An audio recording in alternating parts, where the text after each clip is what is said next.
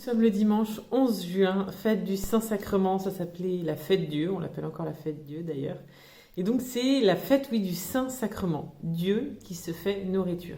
Et là, je voudrais vraiment, en une minute, nous permettre de nous poser là-dessus, parce qu'on est souvent des chrétiens blasés. Oui, on communie le dimanche quand on va à la messe, on fait la queue, on communie, on mange ce pain, c'est un symbole peut-être. Mais en fait, là, Jésus nous rappelle, nous demande ce dimanche de nous arrêter là-dessus en disant, enfin c'est les paroles de l'Évangile, en disant celui qui mange ma chair et boit mon sang vivra éternellement.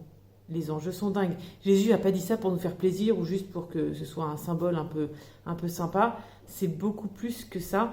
C'est le pain de vie.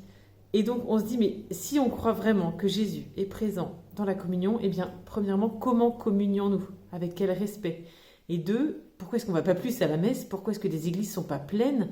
On a, comme disait Carlo Acutis, on a encore plus de chances de vivre aujourd'hui, en 2023, depuis que Jésus est monté au ciel et qui nous permet de pouvoir communier et qu'il est présent dans chaque tabernacle, alors qu'au temps de Jésus, fallait quand même se taper des kilomètres et puis il fallait fendre la foule pour essayer de l'apercevoir. Là, Jésus est vraiment présent, vivant, réellement là, dans le Saint-Sacrement.